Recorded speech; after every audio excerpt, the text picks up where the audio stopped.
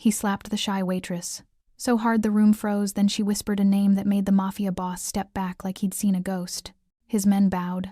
The whole restaurant filmed. And every secret she'd buried for 6 years detonated in seconds. Now he's trapped between her bloodline and his pride. And the question burning under those chandeliers: what does a man do when the woman he struck outranks his entire empire? If you're hooked in and want to enjoy this story, go ahead and subscribe, and drop a comment letting me know where you're watching from. It's always amazing to see where everyone's watching. Plus, tomorrow I've got another incredible story lined up, and you definitely don't want to miss it. Alright, back to the story. The chandeliers of La Castilia glimmered like constellations trapped in gold. Beneath them, wealthy patrons whispered over wine older than the building itself. Men in dark suits watched everything with silent efficiency. This was no ordinary restaurant. This was Durante Pisani territory. And when a Pisani walked in, everyone pretended not to be afraid. Everyone except one person, a shy waitress with quiet eyes and a name no one questioned. Rosa Edward. She moved like someone trying not to exist. Head down, voice soft, gentle steps between tables that never drew attention, never caused disruption. She was a ghost in an apron, serving risotto to people who never looked her in the eye. If anyone had looked closely, they might have noticed the elegance in how she carried herself. The way her spine remained perfectly straight even when she bent to pour wine. The way her hands moved with a dancer's precision, never trembling, never hesitating. The way she navigated the crowded dining room without ever bumping into anyone, as if she'd been trained to command space rather than simply occupy it. But no one looked closely. Not until tonight. Durante Pisani sat beneath the center chandelier like a king under a crown. Black suit tailored to perfection. Hair slicked back with not a strand out of place. Tattoos like shadows rising from beneath his collar. Intricate designs that suggested violence and artistry in equal measure. His presence bent the room around him. Servers became shadows. Conversations dimmed to murmurs. Even the clinking of silverware seemed quieter near his table. 6 men flanked him, all dressed in matching black suits with crisp white shirts. They weren't bodyguards, they were too refined for that. These were associates, the kind who could kill you with a smile and make it look like an accident. They sat with perfect posture, eyes constantly scanning, hands resting on the table in positions that suggested they could reach for weapons faster than most people could blink. Rosa approached his table with the calmness of a candle in a storm. "Good evening, gentlemen. May I offer you something to drink while you review the menu?" Her voice was soft but clear. Professional. The kind of voice that suggested she'd done this 1,000 times and would do it 1,000 more without complaint. Durante glanced at her slow, assessing, mildly amused. His dark eyes tracked her face, then her hands, then back to her face, like he was reading her, cataloging her, deciding if she was worth remembering. "Barolo," he said. His voice was low, controlled, the kind of voice that didn't need to be loud to command attention. "The 97. 2 bottles. Of course, sir." Rosa turned with practiced grace and disappeared toward the wine cellar. The evening continued smoothly. Durante's table received their wine, their appetizers, their entrees. The kitchen sent out their best work handmade pasta, perfectly seared veal, risotto that looked like edible gold. Durante ate slowly, occasionally nodding to his associates, occasionally glancing around the room with the casual interest of a man who owned everything he surveyed. Rosa served them without incident, refilled glasses before they were empty, cleared plates without interrupting conversation. She was invisible again, exactly as she preferred. But then Durante reached inside his suit jacket. His hand came out empty. His expression darkened like a storm cloud crossing the sun. Rosa was setting down fresh water glasses when he stood abruptly. His chair scraped against marble. The sound cut through the dining room like a gunshot. Every head turned. "You." His voice wasn't loud, but it carried. Sharp, cold, dangerous. Rosa's heart kicked against her ribs, but her face remained calm. She set down the water pitcher with steady hands and turned to face him. "Yes, sir. Is something wrong?" "My money clip is missing."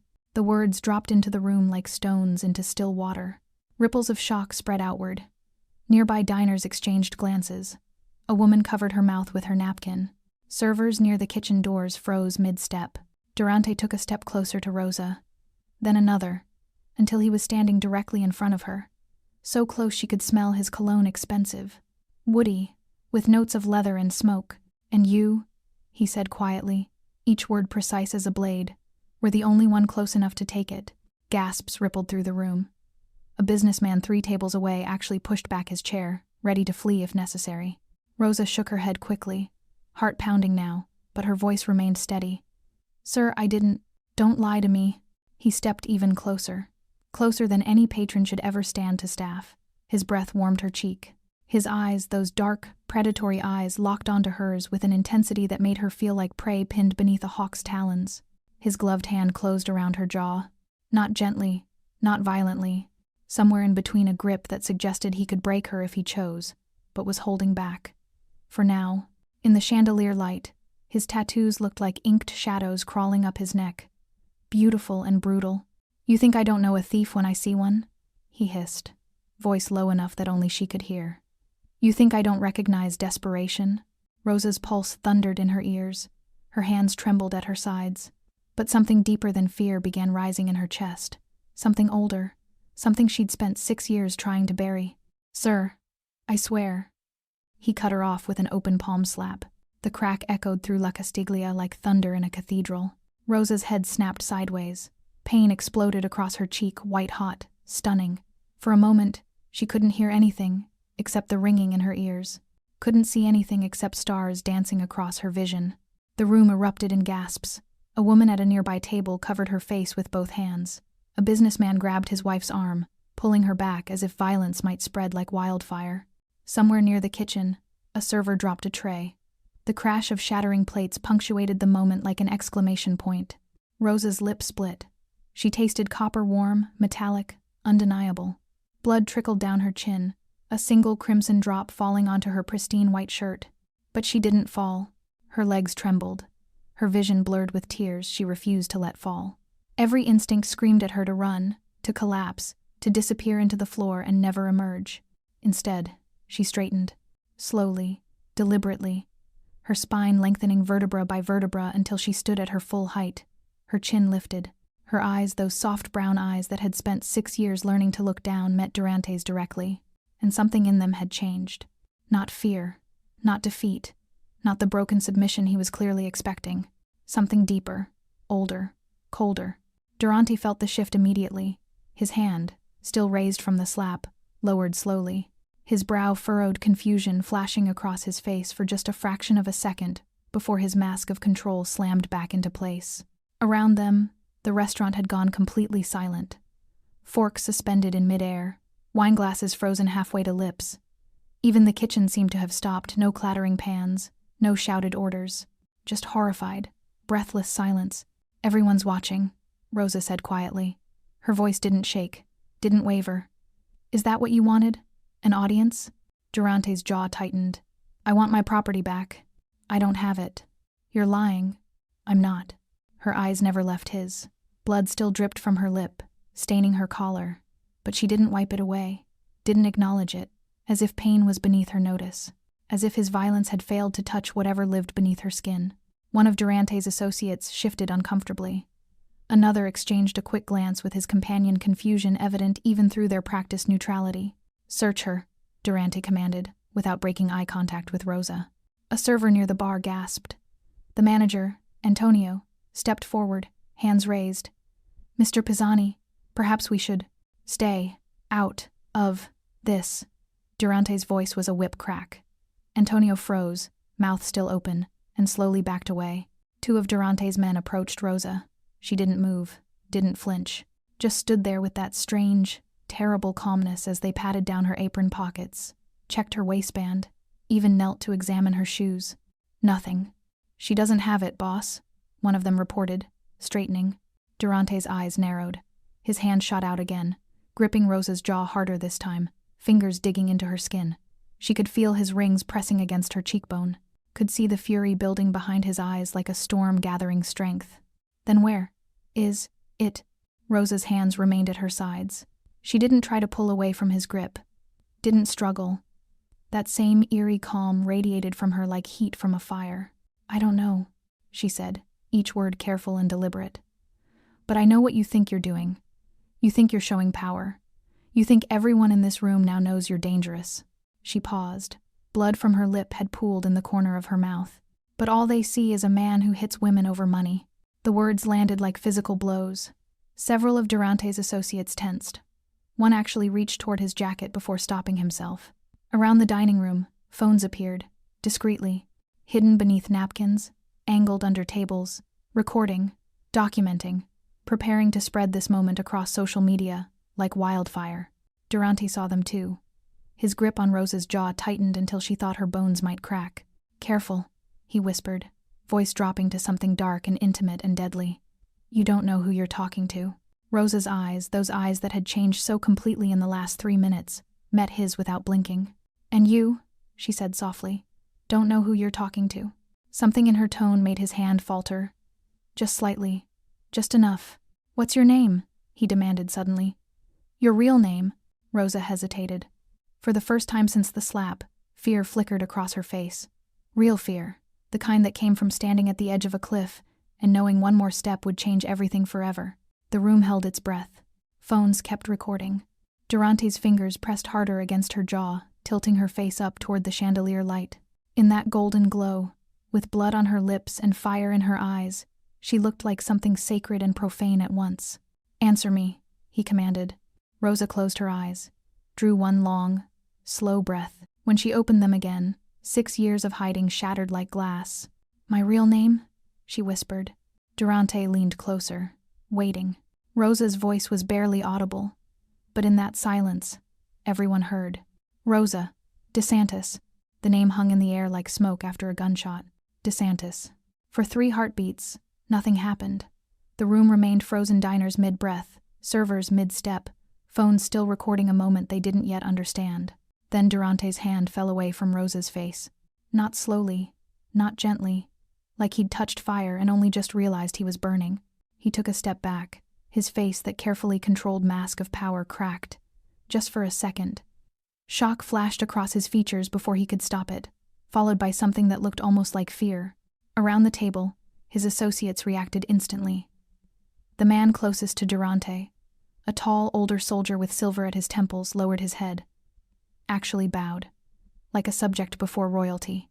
The others followed suit, shoulders dropping, eyes averted, postures shifting from predatory to deferential in the space of a breath.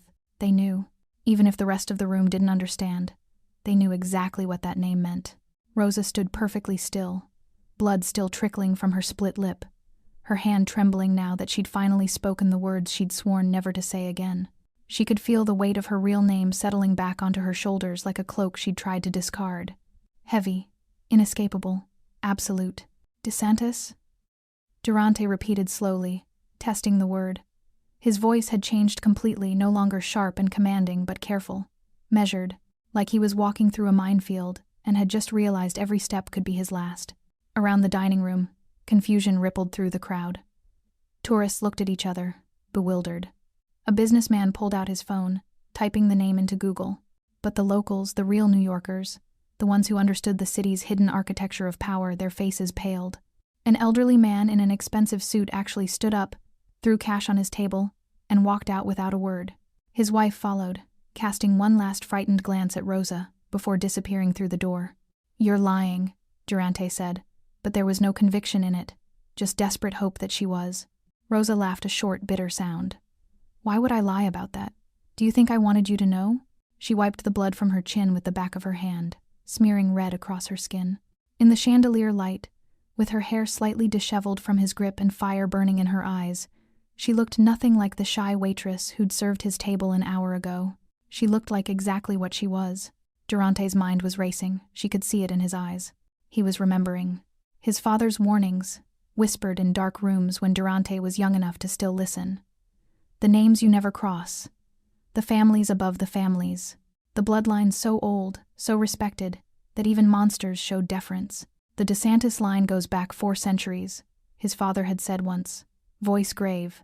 Before the 5 families, before Prohibition, before America even knew what organized crime was. They don't operate in the streets, Durante. They don't scramble for territory or fight over drug corners. They simply exist. And everyone respects that existence. You cross a DeSantis, you cross history itself. Durante had been 15. He'd nodded, filed the information away, assumed it was just old men romanticizing the past.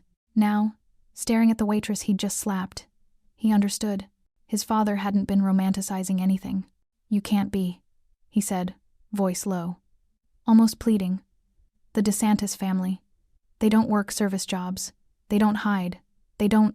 I left, Rosa interrupted. Her voice was steadier now, stronger. 6 years ago, I wanted a normal life. I wanted to be Rosa Edward, nobody special, nobody dangerous, nobody worth remembering. I wanted to serve pasta and pour wine and go home to a quiet apartment and read books and be invisible. She stepped closer to him. Durante, the man who'd made grown men weep, who'd built an empire on fear, actually took a step back. But you couldn't let me have that, could you? Rosa continued, each word sharp as broken glass. You had to make a scene, had to show everyone how powerful you are, had to put your hands on me in front of witnesses because a piece of metal went missing from your pocket. I didn't know. Durante started. You didn't ask. Rosa's voice rose, finally cracking with emotion. Not fear, fury. You didn't question, didn't investigate. You just assumed that because I'm a waitress, because I'm a woman, because I looked weak to you, that I must be a thief. Around them, Durante's associates were sweating. The silver-haired one caught Durante's eye, shaking his head almost imperceptibly. Stop. Step back. Fix this before it's too late. Durante's jaw worked. His hands clenched and unclenched at his sides. Rosa could see him warring with himself, pride versus survival, arrogance versus wisdom. The DeSantis family, he said finally, voice barely above a whisper. They have a saying. Touch one of ours, answer to all of ours. Rosa smiled, but there was no warmth in it. I see you were paying attention to your father's lessons. Durante's face went white. Clear the room, he said suddenly, turning to his men. Everyone out, now. His associates moved immediately, gesturing to confused diners, ushering staff toward exits. Antonio tried to protest. Mr. Pisani, the bill, now. Within minutes, La Castiglia emptied like water from a broken glass. Wealthy patrons fled. Staff disappeared into the kitchen and out the back door. Phones kept recording until the last possible second, until only Rosa and Durante remained, standing under golden chandeliers in an empty restaurant that suddenly felt like a tomb. The silence was deafening.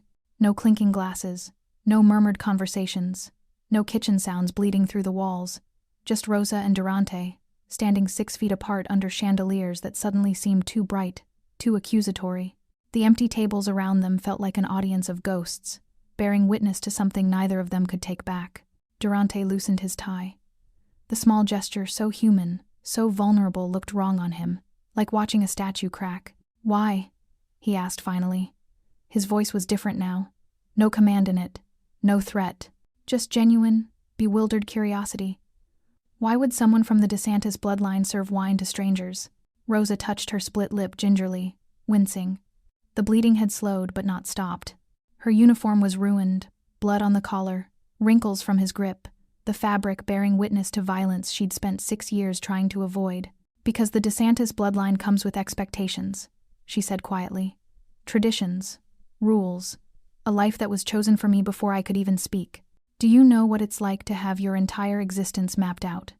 Every friendship vetted, every relationship assessed for strategic value, every word you speak measured against 4 centuries of legacy. She laughed bitterly. I was 20 years old when they told me who I'd marry. A good alliance, they said, beneficial for both families. He was 43. I'd met him twice, but my opinion didn't matter because I wasn't Rosa, I was a DeSantis, a chess piece. Durante's expression shifted, something almost like understanding flickering across his face. So you ran, he said. I ran. Rosa wrapped her arms around herself, suddenly looking smaller. Younger. Changed my name. Found this job. Learned to be nobody. And it worked, Durante. For 6 years, I was free. I was just me. Not a legacy. Not a symbol. Just a woman who poured wine and went home and lived her own life. She met his eyes. Until tonight. Durante turned away, running a hand through his perfectly slicked hair, disrupting it for the first time. When he turned back, some of his composure had returned, but it looked like armor hastily reassembled, still protective, but visibly cracked. I thought you were a thief, he said. Not an apology, not quite, but an explanation. I know what you thought. Rosa's voice hardened. You thought I was easy prey. You thought you could humiliate me in front of everyone and face no consequences.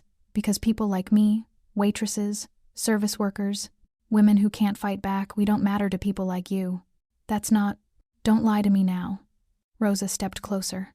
Her fear was gone, burned away by something fiercer. You saw someone you perceived as weak and you enjoyed putting them in their place.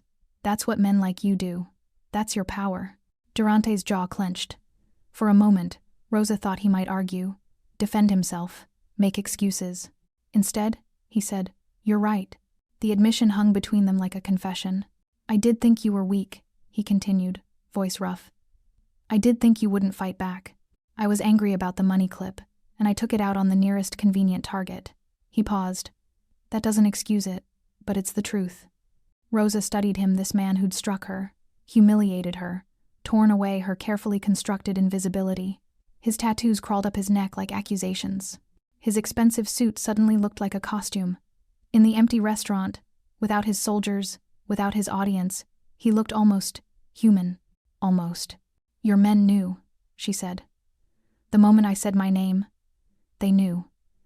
They bowed their heads like I was royalty." "Because you are." Durante's voice was flat. "In our world, bloodlines matter. History matters. The DeSantis family." He trailed off, searching for words. "They're not like other families. They don't grab territory, don't push drugs, don't extort businesses. They simply exist, and that existence commands respect." "My grandfather," Rosa said quietly, "used to say that real power doesn't announce itself. It doesn't need to. Your grandfather is Vittorio DeSantis." Not a question. Durante knew. The silent king. Rosa nodded. "He'll have heard about this by now. Someone in that dining room will have called him. Probably several someones." Durante's face paled slightly. "And he'll come for me." "I don't know." Rosa touched her swollen cheek. "Traditionally, yes. An insult to a DeSantis woman demands a response. But I left the family. I rejected the name. I don't know if the old rules still apply to me." A sound made them both turn, a door opening. One of Durante's associates stepped in, the silver-haired one. He held something small and glittering between his fingers. "Boss," he said carefully, "we found it. Your money clip. It slipped through a tear in your coat lining. Probably happened when you sat down." He placed it on the nearest table. Diamond-encrusted, expensive, meaningless. Durante stared at it like it was a live grenade. The associate bowed slightly to Rosa, a gesture of respect that would have been unthinkable an hour ago, and left quickly. The silence returned, heavier now. Rosa looked at the money clip. At Durante. At her blood-stained uniform. At the elaborate waste of everything that had just happened. "I was innocent," she said softly. Durante closed his eyes. When he opened them, something had shifted. The arrogance was gone. The certainty. What remained looked uncomfortably like shame. "Yes," he said. "You were." Rosa turned toward the door. "Wait." Durante's voice stopped her. "Rosa, DeSantis, I owe you a conversation. A real one." She looked back at him, this man who'd struck her. This man who'd exposed her. This man who now stood in an empty restaurant looking less like a king and more like someone who'd just realized he'd made a catastrophic mistake. "You owe me more than that," she said quietly. "But a conversation is a start." Durante Pisani had apologized exactly 3 times in his adult life. Once to his mother, on her deathbed. Once to his father's memory, standing over his grave. Once to a priest, in a confessional he'd never entered again. Never to a woman. Never to someone he'd wronged. Never to someone who could destroy him with a single phone call. He looked at Rosa, blood drying on her chin, her uniform ruined, her eyes sharp with something between fury and exhaustion, and felt words stick in his throat like broken glass. "I don't know how to do this," he admitted finally. Rosa crossed her arms. "Do what?" "Apologize to someone like you. Someone like me." Her voice was flat, dangerous. "You mean a DeSantis? Or a woman? Or just a person you misjudged?" "All 3. Durante took a step closer, then thought better of it and stopped. "In my world, apologies are weakness. They're blood in the water. You apologize, and people see opportunity. They see something to exploit. Then maybe your world is broken," Rosa said quietly. Durante's laugh was harsh. "Maybe it is. But it's the only one I know." He rubbed his jaw, looking uncomfortable in a way she suspected he rarely looked. "My father used to say that a man should only apologize when the cost of not apologizing is higher than his pride." "And is it?" Rosa challenged. "Is the cost high enough for you?" Durante met her eyes. Your grandfather could end me with a word, could dismantle everything I've built, could make me disappear so thoroughly that even my own mother wouldn't find my body. He paused. So yes, the cost is high enough. That's not an apology, Rosa said coldly. That's self-preservation dressed up as remorse. You're right. Durante dragged a hand through his hair again, frustrated. You're absolutely right. But I don't know how else to do this. I don't know how to... He stopped, jaw working. I slapped you, in front of witnesses. I humiliated you. I accused you of theft when you were innocent. And I did it all because I'm so used to power that I forgot there are people in this world I should fear. You shouldn't fear me, Rosa said. You should respect me. There's a difference. Teach me the difference. The words came out raw, almost desperate. Rosa blinked, surprised. Durante stepped closer, not threatening now, but almost pleading. I was raised in violence, taught that respect comes from fear, that power comes from making people afraid to cross you. My father built an empire on that principle. I inherited it. I perfected it. He gestured at the empty restaurant. This is my kingdom, and in my kingdom, I'm God. Except you're not, Rosa said softly. Because gods don't bleed. And right now, you're bleeding from a wound you can't even see. Durante's eyes narrowed. What wound? The one that makes you think violence is the same as strength. Rosa touched her split lip. You hit me because you were angry. Because you could. Because in your world, that's what powerful men do to people beneath them. But I'm not beneath you, Durante. I never was. And now you know it. She stepped closer to him, close enough that she could see the tension in his jaw, the rapid pulse at his throat, the way his hands clenched and unclenched at his sides like he didn't know what to do with them. So here's your lesson in respect, she continued. An apology isn't about fear. It's not about calculating costs or protecting empires. It's about acknowledging that you hurt someone and wishing you hadn't. It's about being human enough to admit you were wrong. Durante stared at her. In the chandelier light, his tattoos looked less like symbols of power and more like scars. Evidence of violence survived, not inflicted. I'm sorry, he said finally. The words came out rough, unpracticed. For striking you, for humiliating you, for treating you like you were nothing when you were everything I should have recognized and honored. Rosa's breath caught. It wasn't a perfect apology. It was clumsy, weighted with his inability to fully shed his armor. But it was real. That's better, she said quietly. Let me drive you home, Durante said suddenly. It's late. You're hurt. And you want to know where I live? Rosa's voice turned sharp again. You want to keep track of me? Make sure I don't disappear again. Yes, Durante admitted. But also because sending you out into the city with a split lip and blood on your uniform feels wrong. Even to me. Rosa laughed, a real laugh this time, though tinged with bitterness. You're worried about how it looks. I'm worried about you. The admission seemed to surprise him as much as it surprised her. Rosa studied his face, searching for deception and finding only confusion, like he'd just discovered something about himself he didn't understand. No, she said finally. I'll take a cab. Rosa, I spent 6 years being invisible, she interrupted. Building a life where I answered to no one. Where I made my own choices. Where I didn't have powerful men telling me what to do or where to go or how to be safe. Her voice trembled slightly. You took that from me tonight. You exposed me. You stripped away everything I built. So no, you don't get to drive me home. You don't get to know where I live. You don't get anything from me except the knowledge that you were wrong and I was right. She walked toward the door, then paused. And Durante? She looked back at him. The next time you think about putting your hands on someone you perceive as weak, remember this moment. Remember that you can't always see the power someone carries until it's too late. She left him standing alone in the empty restaurant, surrounded by gold and crystal and the lingering ghost of his mistake. Rosa's hands shook as she unlocked the door to her apartment. The small studio in Brooklyn looked exactly as she'd left it 6 hours ago. Minimalist furniture, books stacked on every surface, a single window overlooking a fire escape. Safe, quiet, hers. Except it didn't feel safe anymore. She locked the door, checked it twice, then collapsed against it, sliding down until she sat on the floor with her knees pulled to her chest. The tears came suddenly, violently. Not from pain, though. Her cheek throbbed and her lip burned. From loss. From the shattering of 6 years of carefully constructed freedom. From the weight of a name she'd tried so hard to escape settling back onto her shoulders like chains. Rosa de Santis. She'd spoken it out loud. In front of witnesses. In front of Durante Pisani and his men, and all those phones recording, uploading, spreading the news across the city like wildfire. By morning, everyone would know. By morning, her grandfather would come. Rosa pulled herself up, stumbled to the bathroom, and stared at her reflection. Her cheek was swollen, already purpling. Her lip was split, crusted with dried blood. Her eyes looked haunted or perhaps just exhausted from carrying secrets too heavy for one person. She cleaned the blood away gently, carefully, like she was washing away more than just evidence of violence, like she was trying to wash away the last 6 years and the person she'd tried to become. Rosa Edward, she thought sadly. I'm sorry, you deserved more time. Her phone buzzed.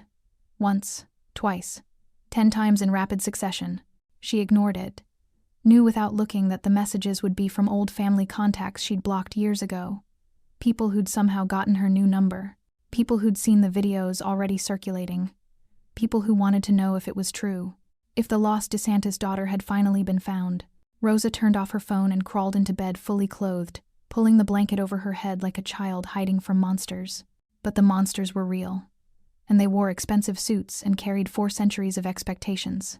Across the city, in a penthouse overlooking Manhattan, Durante paced. His associates watched nervously as their boss stalked back and forth like a caged animal. Jacket discarded, sleeves rolled up, tie hanging loose around his neck. Talk to me, Durante demanded. What are we dealing with? The silver-haired associate Franco cleared his throat. The DeSantis family, boss. He searched for words. They're old money, old power. They don't operate like we do. No street soldiers, no visible operations. But their influence runs deep. Politicians, judges, law enforcement, all the way to the top. I know that, Durante snapped. Tell me something I don't know. Another man spoke up, younger, tech-savvy. The videos are everywhere. Twitter, Instagram, TikTok. Millions of views already. The hashtag number DeSantis slap is trending. People are calling for your head. Durante stopped pacing. Let them call. Boss. With respect. Franco stepped forward. This isn't like our usual problems. This isn't rival families or territory disputes. The DeSantis don't fight the way we fight. They don't send soldiers. They don't make threats. They simply, he gestured helplessly. They remove problems, quietly, permanently. Then why am I still breathing? Durante challenged. Because they haven't decided what to do yet, Franco said grimly. But they will. Vittorio DeSantis doesn't let insults stand, especially not to his granddaughter. Durante felt something cold settle in his chest. Fear, yes. But something else too, something he couldn't quite name. Every time he closed his eyes, he saw Rosa's face, the moment after he slapped her. The way she'd stood instead of fallen. The fire in her eyes when she'd spoken her true name. I'm not beneath you, Durante. I never was. Get me everything on her, Durante ordered suddenly. Where she's been, what she's been doing, why she left her family. Boss, everything. His men exchanged worried glances but nodded and dispersed. Franco remained. Durante, can I speak freely? Durante waved a hand. You're playing with fire, the older man said quietly. The girl, the woman, she walked away from the DeSantis family for a reason. Whatever that reason is, it's powerful enough that she's been hiding for 6 years, and now you've dragged her back into the light. I didn't drag her anywhere, Durante protested. She chose to reveal herself. Because you forced her hand. Franco's voice was gentle but firm. You put her in a position where hiding her identity meant accepting humiliation. She chose dignity over safety. But that choice will have consequences. For her, and for you. Durante turned to the window, staring out at the glittering city. Somewhere out there, Rosa was probably crying, or planning, or calling her family to explain. Or maybe she was doing none of those things. Maybe she was being exactly what she'd been in that restaurant, stronger than anyone expected. What would you do? Durante asked quietly. If you were me? Franco was silent for a long moment. I'd pray, he said finally. Because when the DeSantis come, and they will come, prayer might be the only thing that saves you. In a mansion in Westchester, an old man sat in a leather chair, surrounded by darkness, except for a single lamp. Vittorio DeSantis was 83 years old. White hair, weathered face, eyes that had seen empires rise and fall. He held a phone, watching a video for the 3rd time. A restaurant, golden chandeliers, His granddaughter, his Rosa, standing with blood on her face and fire in her eyes, speaking her true name. Coming home. He set down the phone and pressed a button on his desk. A man appeared in the doorway instantly. Young, efficient, dangerous. "Find Durante Pisani," Vittorio said, his voice barely above a whisper. "But don't touch him. Not yet." "And the girl, sir?" Vittorio's expression softened, the only softness he'd shown in years. "Bring my granddaughter home." Rosa woke to silence. Not the comfortable silence of her small Brooklyn apartment, but the heavy, expectant silence that comes before a storm. Sunlight filtered through her window, too bright, too cheerful for the weight pressing against her chest. She'd slept poorly, fitful dreams of chandeliers and blood, and her grandfather's disappointed face. Now, lying in yesterday's stained uniform, every part of her ached. Her cheek throbbed. Her lip had swollen during the night. But worse than the physical pain was the hollow feeling in her stomach, the knowledge that everything had changed. She forced herself up, showered carefully around her injuries, and changed into jeans and a sweater. Simple, civilian. Not Rosa Edward the waitress, not Rosa DeSantis the heir, just someone in between, someone who didn't exist anymore. The knock came at 9:47 a.m. 3 sharp raps, polite but firm, the kind of knock that suggested the person on the other side would wait exactly 30 seconds before knocking again. Or breaking down the door. Rosa's heart hammered.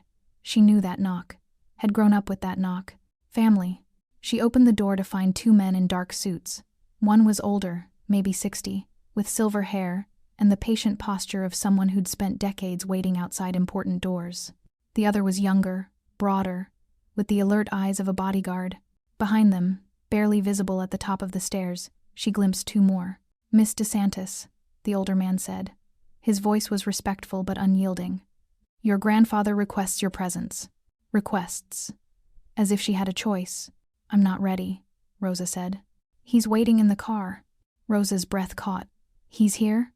"He came personally." The man's expression softened slightly. "He's been waiting since 6 this morning. Didn't want to wake you." Rosa closed her eyes. Of course he came. Of course he waited. Vittorio DeSantis didn't send messages or make phone calls for important matters. He appeared. And when he appeared, the world rearranged itself around him. "Give me 5 minutes." "Of course, miss." Rosa closed the door with trembling hands. 5 minutes to prepare for a conversation she'd been avoiding for 6 years. 5 minutes to find words that could explain why she'd abandoned her family, her legacy, her name. 5 minutes to become a DeSantis again. She pulled on a jacket, grabbed her keys, then stopped. Looked around her apartment, this small, precious space that had been her sanctuary. The books she'd collected, the thrift store furniture she'd assembled herself, the life she'd built from nothing. "Goodbye," she thought. "Thank you for keeping me safe." Then she walked out the door. The car was a black Mercedes, understated but unmistakably expensive. The kind that whispered wealth rather than shouting it. The rear window was tinted, but Rosa could see her grandfather's silhouette inside. The older man opened the door for her. Rosa slid in. Vittorio DeSantis sat with perfect posture, hands folded over a silver-topped cane. He looked exactly as she remembered, white hair immaculately combed, 3-piece suit perfectly tailored, face lined with age but sharp with intelligence. He could have been a banker, a professor, a diplomat. He was none of those things. "Rosa," he said softly. His voice was like aged whiskey, smooth, warm, dangerous if you drank too much. "Nonno." The word grandfather in Italian came out before she could stop it. 6 years away, and her first word to him was the same one she'd used as a child. His eyes moved to her face, to the bruise, the swollen lip. Something flickered in his expression. Not anger exactly, but something colder, more final. "Who did this?" he asked, though they both knew he already knew. "It doesn't matter. It matters to me." "I don't want revenge," Rosa said quickly. "I don't want—" "What do you want?" Vittorio interrupted gently. "You've been hiding for 6 years, living under a false name, working in restaurants when you should have been." He stopped himself. "What do you want, Rosa?" The question hung between them like a test. "I wanted freedom," Rosa whispered. "I wanted to choose my own life, to not be a chess piece, to not wake up every morning carrying the weight of 4 centuries on my back." "And did you find it? Freedom?" Rosa thought about her apartment, her books, the quiet nights reading poetry, the simple pleasure of earning her own money, making her own choices. "Yes," she said, "until last night." Vittorio nodded slowly. "Durante Pisani." "He didn't know who I was. That's not an excuse." I know, Rosa's voice cracked. But I don't want war, Nono. I don't want bloodshed. I don't want the families at each other's throats because of me. You think you have a choice in this? Vittorio's voice remained gentle, but steel ran beneath it. You think the world works that way? A DeSantis woman is struck in public. Videos spread across the city. Our name, your name is disrespected. And you think we can simply ignore it? I think... Rosa stopped, choosing her words carefully. I think Durante Pisani made a mistake. He apologized. He knows who I am now. He knows what he did. And that's enough for you? It has to be. Vittorio studied her with those ancient, knowing eyes. You've changed, he said finally. 6 years ago, you would have demanded his head yourself. 6 years ago, I was someone else. Were you? Vittorio leaned forward slightly.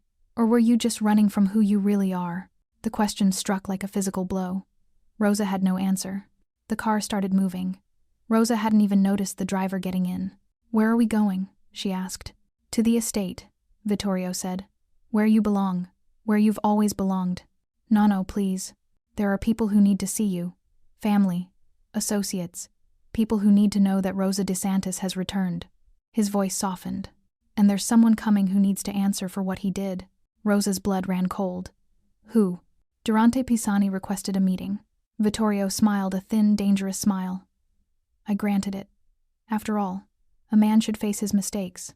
The DeSantis estate sprawled across 10 acres of Westchester countryside, like a kingdom carved from old money and older secrets. Rosa hadn't seen it in 6 years. As the Mercedes rolled through iron gates, ornate, imposing, topped with the family crest, memories crashed over her like waves. Sunday dinners with 30 relatives. Security walking the perimeter. The weight of tradition in every marble column, every oil painting, every whispered conversation in Italian. This wasn't a home. It was a fortress, a museum, a throne room. The car stopped at the main entrance. Rosa didn't move. I can't do this, she whispered. Vittorio's hand covered hers, warm, papery with age, surprisingly gentle. You already have. The moment you spoke your name, you came home. This is just formality. Durante's coming here? In 2 hours. Vittorio checked his watch, a vintage Patek Philippe that probably cost more than Rosa's entire year of rent. Plenty of time to prepare you. Prepare me for what? Her grandfather's smile was enigmatic. To remember who you are. Inside, the estate was exactly as she remembered. Vaulted ceilings, chandeliers that rivaled La Castiglia's, floors so polished they reflected like mirrors. Staff moved silently through hallways, appearing and disappearing like ghosts. Vittorio led her to his study, a room Rosa had only entered a handful of times as a child. Dark wood paneling, floor-to-ceiling bookshelves, a massive desk that looked like it had witnessed centuries of decisions. Sit, he instructed. Rosa sat in a leather chair that smelled of cigars and old power. Vittorio settled behind his desk, studying her with those penetrating eyes. Tell me about Durante Pisani. What do you want to know? Everything. How he touched you. What he said. How he looked when you revealed your name. Vittorio leaned back. I've seen the videos, but videos don't show everything. Rosa recounted the evening, the missing money clip, the accusation, the slap that echoed through the restaurant. She didn't spare details, didn't soften Durante's actions or her own fear. When she finished, Vittorio was silent for a long moment. He apologized, he said finally. Not a question. Yes. And you believe it was genuine? Rosa hesitated. I think. He was genuinely surprised by who I am. Whether he regrets the violence or just regrets hitting the wrong person, I don't know. There's wisdom in that uncertainty. Vittorio stood, walking to the window overlooking manicured gardens. The Pisani family is powerful but young.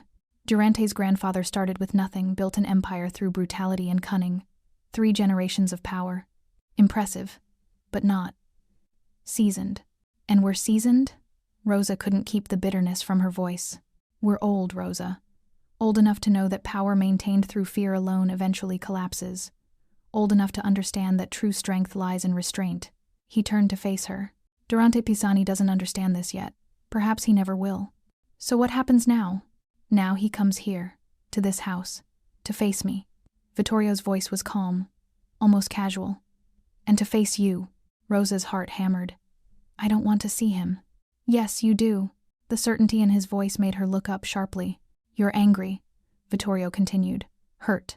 Violated. But you're also curious. You want to see how he behaves when he's not on his own territory. When he's not surrounded by his soldiers. When he's vulnerable." He smiled slightly. "That curiosity is very DeSantis of you." Before Rosa could respond, the door opened. A woman entered 50s, elegant, with Rosa's dark eyes and sharp cheekbones. "Aunt Gabriella," Rosa breathed. "Rosa." Gabriella crossed the room in 3 strides and pulled her into a fierce embrace. 6 years. 6 years and not a word.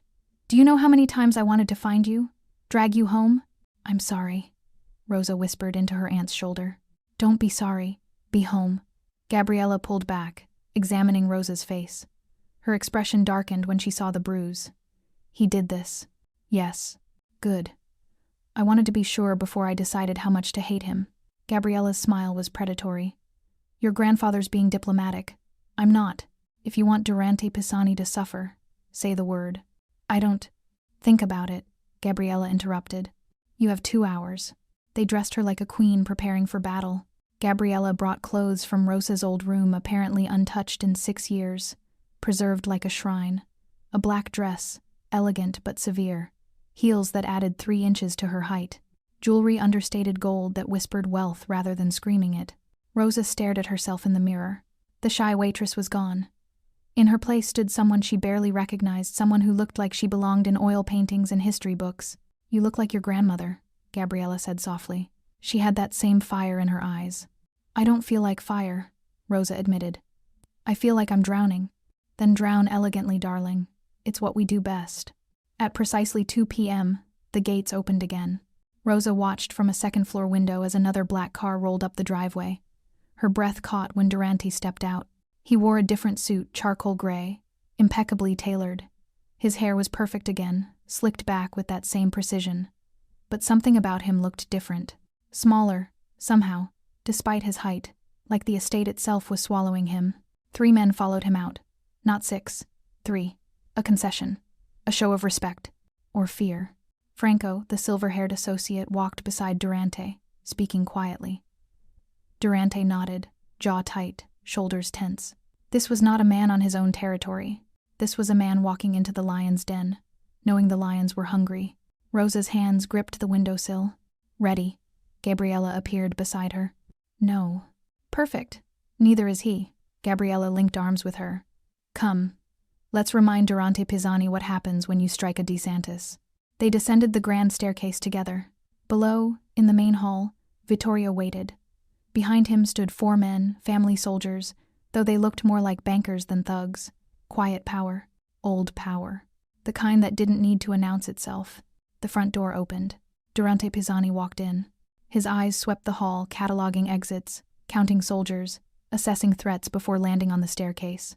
On Rosa, she watched his expression change, saw recognition flash across his face, followed by something that looked almost like awe. This wasn't the waitress he'd slapped.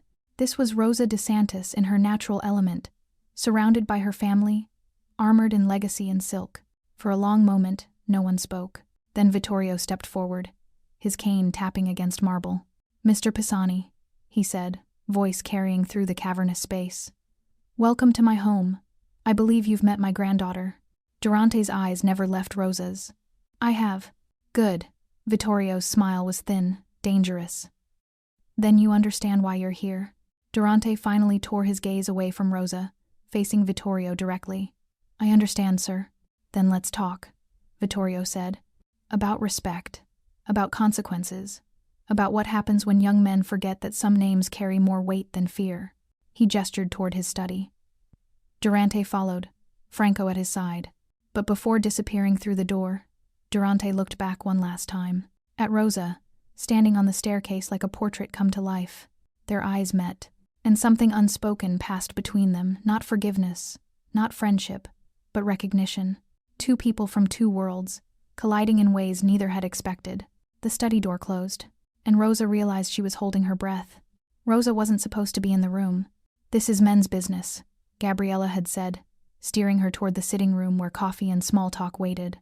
But Rosa was done being steered, done being protected, done being anyone other than exactly who she was. So when Vittorio's assistant opened the study door to bring in refreshments, Rosa walked in behind him. The conversation stopped immediately. Vittorio raised an eyebrow. Durante half rose from his chair. Franco looked like he wanted to object, but wisely stayed silent. Rosa, Vittorio said carefully, this discussion is about me, Rosa interrupted. My face, my name, my humiliation. I think I deserve to be here. Silence stretched like pulled thread. Then Vittorio smiled, genuinely pleased. Sit, granddaughter. Rosa took the empty chair beside her grandfather, directly across from Durante, close enough to see the tension in his jaw, the careful control in his posture, the way his hands rested on his knees like he was physically restraining himself from. What? Fighting? Fleeing? Reaching for her? We were discussing reparations, Vittorio said smoothly. What Mr. Pisani owes our family for his indiscretion. I've offered monetary compensation, Durante said, voice tight. Generous compensation. Money? Rosa's laugh was sharp. You think money fixes this? I think, Durante's eyes locked on hers. I think I don't know what fixes this. I've apologized. I've come here, to your family's home, and subjected myself to judgment. What more do you want? I want you to understand what you took from me. The words came out raw, unplanned. Rosa felt Vittorio's surprised glance but didn't look away from Durante. I had a life, she continued, voice shaking. Small, quiet, mine. I served tables, read books, fell asleep watching television. Normal, boring, free. And you took that. With one slap, you destroyed 6 years of peace. I didn't know. Because you didn't ask. Rosa leaned forward, eyes blazing. You didn't see me as human enough to deserve questions. Just guilty until proven innocent. Just another body in your way. Durante flinched. Actually flinched. Like her words hit harder than any physical blow could. You're right, he said quietly. The admission sucked air from the room. I didn't see you as human, Durante continued, meeting her fury with unexpected honesty. I saw you as a problem, a theft, an inconvenience in my evening, and I reacted the way I've been trained to react, with violence, with power, with the certainty that I could do whatever I wanted without consequences. He paused, jaw working. I was wrong, about all of it. Vittorio watched this exchange like a chess master observing a game. Franco sat frozen, probably terrified his boss would say something that got them all killed. Being wrong isn't enough, Rosa said. I know. Durante's voice was rough. But it's all I have. I can't undo the slap, can't erase the videos, can't give you back your anonymity. So I'm here, offering myself up for whatever punishment your family deems appropriate. Punishment, Vittorio mused. Interesting word. He turned to Rosa. What do you think, granddaughter? What punishment fits this crime? Rosa stared at Durante, this man who'd hurt her, exposed her, dragged her back into a world she'd fled. She should want revenge, should want him bleeding, broken, destroyed. But looking at him now, stripped of his territory and his certainty, sitting in her grandfather's study like a condemned man awaiting sentence, she didn't see a monster. She saw someone dangerous, yes, damaged, certainly, but also real. More real than he'd been in the restaurant, when he'd been performing power for an audience. I don't want punishment, Rosa said slowly. I want understanding. Durante frowned. I don't. You operate in a world of fear and violence, Rosa interrupted, where power comes from how much damage you can inflict. But that's not real power, Durante. It's just fear with better marketing. She stood, walking to the window overlooking the gardens. My family's power is old. We don't threaten. Don't need to. People respect us because they understand that some things are bigger than fear. Legacy, honor, history. She turned back to face him. You need to learn that. Not because my grandfather will kill you if you don't, though he might, but because you'll never truly be powerful until you understand the difference. Durante stood too, slowly, like he was afraid sudden movement might break something fragile. Teach me. The words hung between them, loaded with meaning Rosa wasn't sure either of them fully understood. What? She breathed. You're right. I don't understand your kind of power. I only know violence and fear. He took a step closer, not threatening, almost vulnerable. So teach me. Show me what real power looks like. Vittorio's eyes gleamed with something that might have been approval, or amusement, or both. An interesting proposition, he said. My granddaughter as your... What? Teacher? Guide? Whatever she's willing to be, Durante said, still looking at Rosa. Rosa's heart hammered. This was insane. Dangerous. Everything she'd spent 6 years avoiding. But also, 2 months, she heard herself say. You want to understand? Then you spend 2 months learning our way, our rules, our definition of power. And you'll teach me? Durante asked. I'll show you why you should have known better than to hit me in the first place. A smile ghosted across Durante's lips, not arrogant, but genuinely intrigued. Deal? With conditions, Vittorio interjected smoothly. You don't touch her, don't threaten her, don't treat her with anything less than the respect you'd show me. Agreed, Durante said immediately. And if you prove incapable of learning your business in our territories ends, permanently. That made Durante pause. Rosa could see him calculating, weighing the cost. His operations in DeSantis-influenced areas represented millions. Losing them would cripple his empire. Agreed, he said finally. Vittorio stood, extending his hand. Durante shook it, a pact sealed in the old way, with witnesses and weight.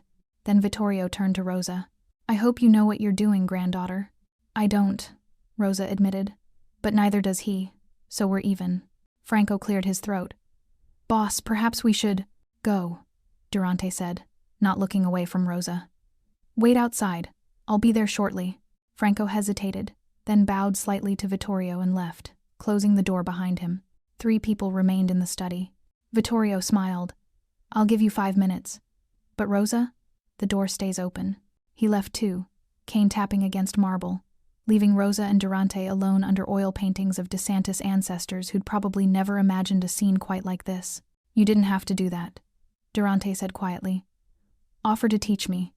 Your grandfather would have handled this. He would have destroyed you, Rosa corrected. Slowly, quietly, but completely.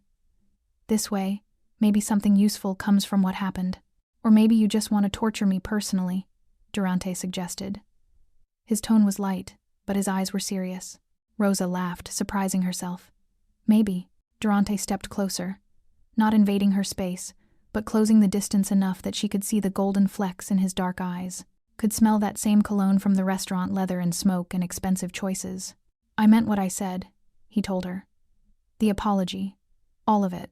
I know. Do you? He searched her face. Because I need you to know that when I saw you on that staircase, I saw someone I'd gravely underestimated, and I don't make that mistake often. Is that respect or attraction? Rosa asked before she could stop herself. Durante's smile was slow, dangerous. Can't it be both? Rosa's breath caught. This was complicated, dangerous, everything she shouldn't want. But she didn't step back. 2 months, she said softly. Then we'll see what you've learned, and what I've survived. 3 weeks later, Rosa walked into La Castiglia for the first time since the slap heard around New York. The restaurant had changed. Or maybe she had. Antonio, the manager, saw her first. His face went white, then red, then white again. He rushed over, words tumbling out. Miss DeSantis, Rosa, we had no idea. It's fine, Antonio. Rosa's voice was calm, assured, the voice of someone who'd spent 3 weeks relearning how to carry power. I'm not here to cause trouble. I'm here for dinner. Of course. Your best table, immediately. My old station, actually. Rosa smiled at his confusion. I'd like to see Sophia. She covered my shifts, didn't she? Antonio nodded, still bewildered, and led her to the back. The kitchen staff froze when she entered. Sophia, young, nervous, holding a tray of appetizers, nearly dropped everything. Miss, I'm sorry about. Rosa pulled her into a hug. Thank you for covering, and for not gossiping about me after everything. Sophia's eyes filled with tears. Everyone's been talking. The videos, the family. I didn't know what to say. Say nothing, Rosa advised gently. Let them talk. Truth will survive gossip. She turned to find the entire kitchen watching. Chefs, servers, dishwashers, all frozen in various states of shock. I know I lied about who I was, Rosa said, addressing them all. And I'm sorry for that. But everything else, the work I did, the friendships we built, that was real. I hope you can remember that. Slowly, one of the older chefs nodded, then another server. Then Sophia was hugging her again, and suddenly the kitchen felt warm instead of terrifying. When Rosa emerged into the dining room, she wasn't surprised to see Durante sitting at his usual table. Their eyes met across the restaurant. He stood, a gesture of respect he'd learned over 3 intense weeks. 3 weeks of meetings at the DeSantis estate, of history lessons and philosophy debates, of Durante learning that power without honor was just tyranny with better clothes. He'd been surprisingly teachable. Rosa approached his table, aware that every eye in the restaurant was tracking her movement. The whispers would start soon. The speculation. The newest chapter in a story that had captivated the city. Let them whisper. "Mr. Pisani," she said formally. "Miss DeSantis." His eyes searched hers. "You came back. I told you I would." She gestured to the chair across from him. "May I?" "Please." She sat, across from the man who'd slapped her, under the same chandeliers that had witnessed her humiliation and awakening, in the restaurant where Rosa Edward had died and Rosa DeSantis had been reborn. "You've learned a lot," she said quietly. "You're a demanding teacher." Durante's smile was different now, less arrogant, more genuine. "But I'm grateful for it. Are you? Grateful that I'm making you question everything you thought you knew about power?" "Yes," no hesitation. "Because you were right. Fear isn't power. It's just fear. And it's exhausting maintaining it." Rosa studied him. 3 weeks hadn't transformed him completely. He was still Durante Pisani, still dangerous, still someone who'd built an empire on violence. But something had shifted. Some understanding had taken root. "My grandfather's impressed," she admitted. "He didn't think you'd last 2 weeks. I'm full of surprises." Durante leaned back, the chandelier light catching his features. "What about you? Are you impressed?" Rosa considered. "I'm optimistic." "Which is more than I expected to feel." A server approached, not Sophia, someone new who didn't know the history. "Good evening. May I start you with drinks?" "Wine," Durante said. "Your recommendation?" The server rattled off options. Durante ordered something expensive. When the server left, he turned back to Rosa. "I've been thinking about what you said. About the difference between respect and fear. And I want to try something. A test, maybe, of what I've learned." He paused, choosing words carefully. "I want to publicly acknowledge what happened. Not hide from it, not spin it. Just own it." Rosa's eyebrows rose. "That's dangerous. People will see it as weakness.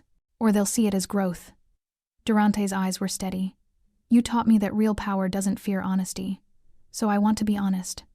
About what I did. About what I learned. About how you changed my understanding of everything." "Durante, I'm not asking permission," he interrupted gently. "I'm telling you what I'm going to do. Because you deserve to know. And because..." He hesitated. "Because I think you might be proud of it." Rosa's chest tightened. This man, this dangerous, complicated man who'd hurt her and then opened himself to being hurt in return, was still surprising her. "When?" she asked. "Tomorrow, press conference. I'll answer questions about that night, about the DeSantis family, about what power really means. They'll crucify you. Maybe." Durante smiled. "Or maybe they'll see that even monsters can learn. If they have the right teacher." The wine arrived. Durante poured for both of them another lesson learned, treating her as an equal rather than being served first. They raised glasses. "To lessons," Durante said.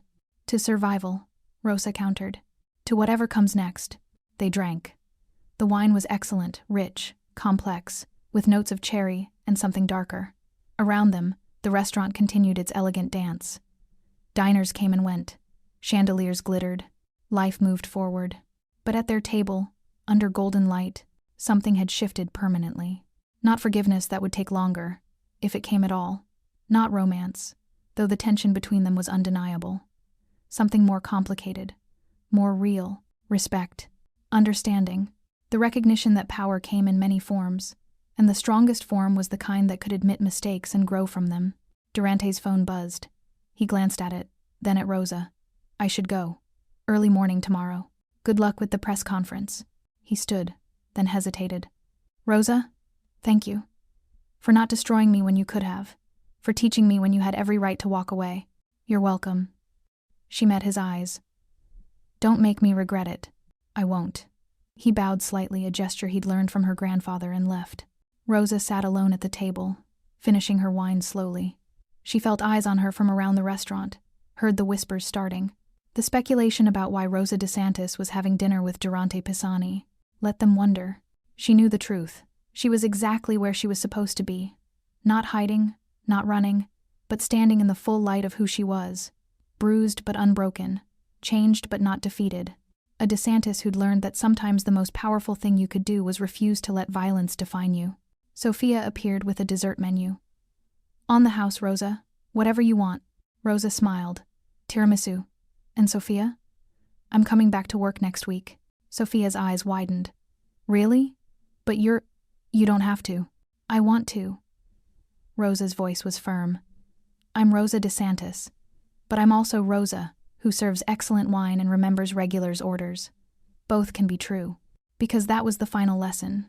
The one she'd taught Durante, but had to remember herself. Power wasn't about choosing one identity over another. It was about owning all of who you were, every part, every contradiction, every complicated truth, and refusing to apologize for it.